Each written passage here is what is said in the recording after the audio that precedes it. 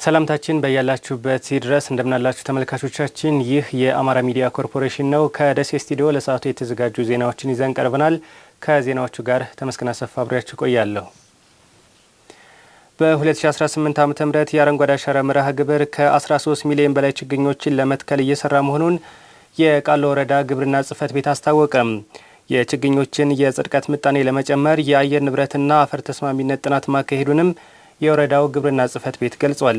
ደምስ አረጋ ተጨማሪ ዘገባ አለው። በኢትዮጵያ በ2011 ዓ.ም የተራቆተ መሬትን ለመሸፈንና የአየር ንብረት ለውጥን ለመከላከል የአረንጓዴ አሻራ መርሃ ግብር ይፋ መደረጉ ይታወቃል። ኢትዮጵያም በዚሁ መርሃ ግብር ላለፉት ጥቂት ዓመታት ተጨባጭ የሆነ ለውጥ አስመዝግባለች። በደቡብ ወሎ ዞን የቃሉ ወረዳ አስተዳደር ግብርና ጽሕፈት ቤት ከ2000 ሄክታር በላይ በሚሆን መሬት ላይ ለአየር ንብረት ለውጥ ተስማሚ የሆኑ የደን ችግኞችን ለመትከል ዝግጅት መደረጉን የቃሉ ወረዳ ግብርና ጽሕፈት ቤት ኃላፊ አሊ ኢብራሂም ተናግረዋል። 2018 የአረንጓዴ አሻራ መርሃ ግብር በአግባቡ ተግባራዊ ለማድረግ የመጀመሪያው ስራችን 2018 ላይ ደን የምናለማበት ቦታ የት ነው የሚለውን የተከላ ቦታ ልየታ ተደርጓል። የተከላ ቦታ ከተለየ በኋላ ነው ለዛ ቦታ ላይ ለዛ ከፍታ ለዛ የአየር ንብረት ለዛ የአፈር አይነት የሚሆነው ችግኝ ምን አይነት ዝርያ ነው የሚለው ሁለተኛ የሚመጣ ስለሆነ ችግኝ ከመፈላቱ በፊት የመጀመሪያው ስራ የተከላ ቦታ ልየታ ነው።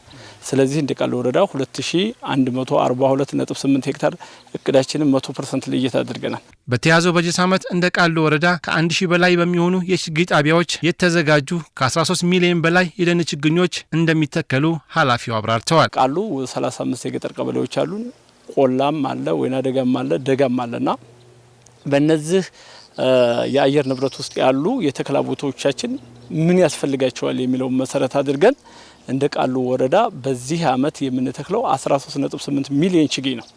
ይሄን ችግኝ የምናዘጋጀው ደግሞ 4 የመንግስት ችግኝ ጣቢያ አለን፣ 8 የማህበር አለን፣ 996 የግለሰብ ወይም ፕራይቬት ችግኝ ጣቢያ አለን። በድምሩ 13.8 ሚሊዮን ችግኝ የምናፈላበት 1008 ችግኝ ጣቢያ ወይም ነርሰሪ ሳይቶች አሉ። እንደ አቶ አሊ ገለጻ ለተከላ የተዘጋጁ ችግኞች ከአየር ንብረት ጋር ተስማሚ የሆኑና የጽድቀት ምጣኔያቸውም የተሻሉ መሆናቸውን ያስረዳሉ። ከ13.8 ሚሊዮን ውስጥ 50% የሚሆነውን በፖሊቲዩን ቲዩብ ወይም በፕላስቲክ የተዘጋጀበት ሁኔታ ነው ያለው ችግኙ። ይሄ ደግሞ የችግኙን በሚሄድበት ቦታ ወይም በቋሚ ቦታው ላይ በተከላ ቦታ ላይ በሚተከልበት ጊዜ አካባቢው ላይ የርጥበት ችግር የምግብ ችግርም ሳያጋጥመው አካባቢውን በቀላሉ እንዲላመድ አዶፕት እንዳደርግና የመላመዱ ሁኔታ ኢንከሬጅ እንዳደርግለት ምቹ ሁኔታ ለመፍጠርና ጽድቀቱን ከፍ ለማድረግ የተዘጋጀበት ሁኔታ ነው ያለው። ተከላ ላይ ብቻ ሳይሆን ጽድቀት ላይ ፎከስ ተደርጎ በትኩረት እንዲሰራ ተደርጓል። ለዚህ ደግሞ ለሚፈላው ችግኝ ለተመረጠው ሳይት ፍሬንድ ነው ወይ ሳውንድ ነው ወይ ተስማሚ ነው ወይ የሚለው ነገር ሳይንስ ወይም በምክረ ሀሳቡ መሰረት እየተሰራ ያለበት ሁኔታ አለ። ከበልግ ዝናብ ጥገኝነት ተላቀው በበጋ መስኖ ስንዴ ልማት በመሰማራታቸው ተጠቃሚ መሆናቸውን በደቡብ ወሎ ዞን የደሴ ዙሪያ ወረዳ አርሶ አደሮች ተናገሩ። ዘመናዊ የግብርና አሰራሮችን ተግባራዊ በማድረግ ተሞክሮውን ወደ ሌሎች ቀበሌዎች የማስፋት ስራ እንደሚሰራ የወረዳው አስተዳደር አስታውቋል። መረጃውን ያደረሰን የደሴ ዙሪያ ወረዳ የመንግስት ኮሚኒኬሽን ጽሕፈት ቤት ነው። አንተነህ ጸጋዬ ያቀርበዋል።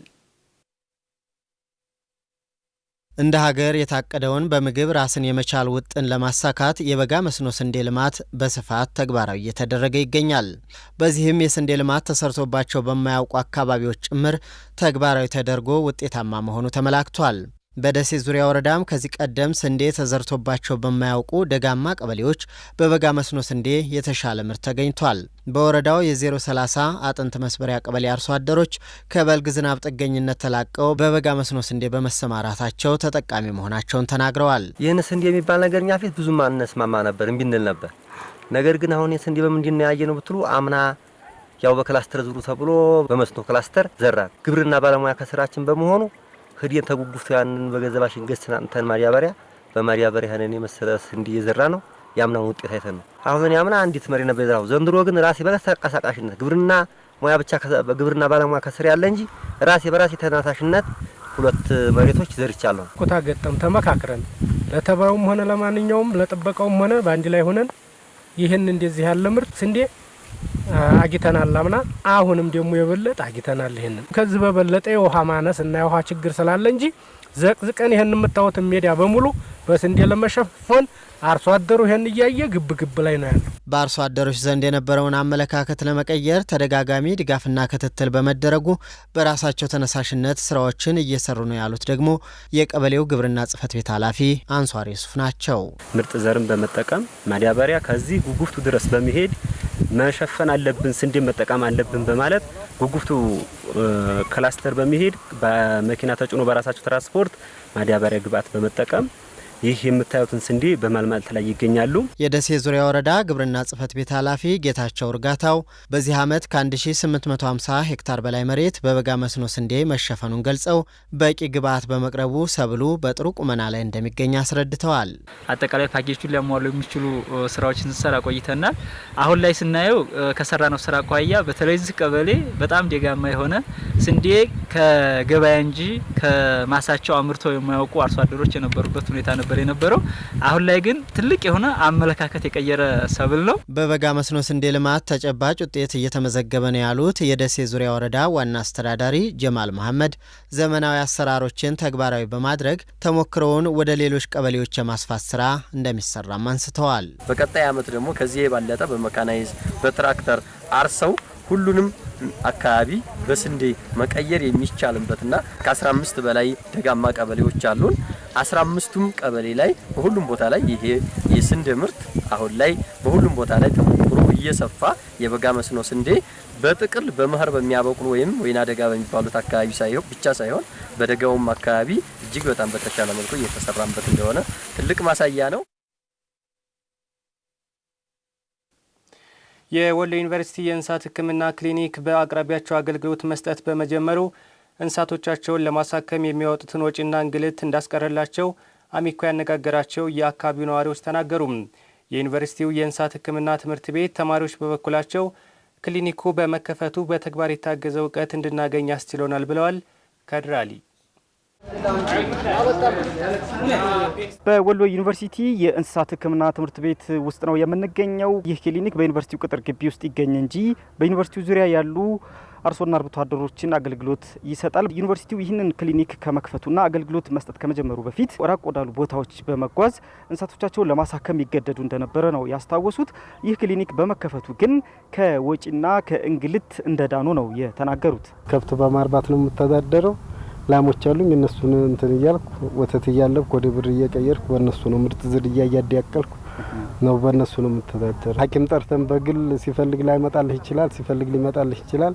በግል ጠርተህ ነው የምታሳክመው። አለበለዛም ደግሞ ወደ ካራጉቱን አርተህ ነው የምታሳክመው። ስለዚህ እዛ ድረስ የሚሄድበትን እዚህ መፈጠሩ ትልቅ ነገር ነው። ትራንስፖርት አስቀረልን። እንደገና የፈረንጅ ከብት እንኳን ባለቤቱ ማየው ይባላል እንኳን የውጭ ሰው። ስለዚህ እዚህ መቅረቡ ለኛ ትልቅ ነገር ነው። ክሊኒኩ ተመጣ እንዲህ እንግልቱ ቀንሶልናል። ጉልበታችንን ማታረፍ ነው። መድኃኒትም ለጊዜው በነጻ ነው። በዚህ በወሎ ዩኒቨርሲቲ የእንስሳት ሕክምና ክሊኒክ ውስጥ የሕክምና አገልግሎቱ ሲሰጥ የወሎ ዩኒቨርሲቲ ተማሪዎችም በቦታው ተገኝተው ይመለከታሉ። አብረው በሕክምና ተግባራቱ ላይ ይሳተፋሉ። በዚህም የተሻለ እውቀት እንዲያገኙ እንዳስቻላቸው ነው ተማሪዎቹ የገለጹት። ትሪት እንዴት ይደረጋል፣ ከአንድ በሽታ ሌላ በሽታ በክሊኒካል ሳይን ምናምን እንዴት አይቼ ይሄ ነገር ለይቼ ይሄ ነው መድኃኒቱ የሚሰጠው ይሄ ነው ማለት በጣም እየተቸገርኩ ነበርኩ። አሁን በዚህ ውስጥ ገብቼ በጣም ውጤታማ እየሆንኩ ነው። አሁን ማህበረሰቡ እንደሚገለግል በጣም ተስፋ አለኝ። አንደኛ ነገር ያው የመጣሁት አርብቶ አደር የሚበዛበት ከተማ ነው። ቬተሪነሪ ሜዲሲን በዚህ አጋጣሚ ወሎ ዩኒቨርሲቲ ኮሌጁን በጣም አመሰግናለሁኝ። አሁን መምህሮቻችን እንዳያችሁት ነው ጋይድ ያደርጉናል። የቀንድ ከፍቶችም ይሁን የጋማ ከፍቶች በስነ ስርዓት መጀመሪያ ስትሬን መደረጋቸውን ካረጋገጥ በኋላ ነው ሕክምናን የምታስኬደው እንጂ ዝም ብሎ በቆመበት አሁን ቅድም እንዳየኸው ክራሽ ውስጥ አስገብተን ነው። ሊራገጡ ይችላሉ። ብዙ ዳንጀር ሲሆኑ የነሱ ቦዲ ፓርት አሉና ሊነክሱ ይችላሉ። ግን ያን በተማርነው አኒማል ዌልፌሩን ደግሞ በጠበቀ የነሱን ደግሞ ደህንነትን በጠበቀ ሁኔታ ታከማቸዋለን ማለት ነው። በዚህ ክሊኒክ ውስጥ በርካታ የማህበረሰብ ክፍል እንስሳቶቻቸው ሲታመሙባቸው እንዲሁም ክትባት ሲፈልጉ እዚህ ክሊኒክ ያመጡ በነጻ አገልግሎቱን እንደሚያገኙ የወሎ ዩኒቨርሲቲ የእንስሳት ሕክምና ትምህርት ቤት መምህርና የኮሌጁ ዲን ዶክተር አህመድ ያሲን ገልጸዋል። በዙሪያው ያሉ ወደ ክሊኒኩ ቅርብ አገልግሎት ማግኘት የሚችሉ የማህበረሰብ ክፍሎች መምጣት ይችላሉ። ከደሴ ከተማ ከዚህ እስከ ቦሩ እስከ ኮታበር ድረስ በዚህ በዙሪያ ያሉ እንስሳት መጥተው አገልግሎቱን እያገኙ ይገኛሉ። ተማሪዎች ይማሩበታል። መጥቶ እዚሁ ቆይቶ መታከም የሚገባው እንስሳ ሲኖር ማረፍ ያለን እዚሁ አርፎ ተማሪዎች እየተከታተሉት፣ መምህራን እየተከታተሉት፣ የሕክምና ባለሙያዎች እየተከታተሉት ሕክምና ያገኛል። ከዚህ በተረፈ ግን ከዚህ ውጭ እየወጣን የምንሰራቸው ስራዎች ብዙ ናቸው። የክሊኒኩ መከፈት ከማህበረሰብ አገልግሎት በተጨማሪ ለተግባር ተኮር ትምህርት ፋይዳው ከፍተኛ መሆኑንም ዶክተር አህመድ አስረድተዋል። ዋናው ይሄ የማስተማሪያ ክሊኒክ ነው።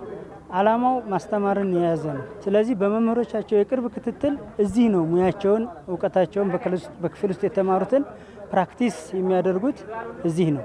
ፕራክቲካል ለማስተማር የክሊኒኩ ፋይዳ በጣም ከፍተኛ ነው። የወሎ ዩኒቨርሲቲ የእንስሳት ሕክምና ትምህርት ቤት ክሊኒክ በበቂ የሕክምና እቃዎችና መድኃኒቶች እየተደራጀ ስለመሆኑም ተገልጿል።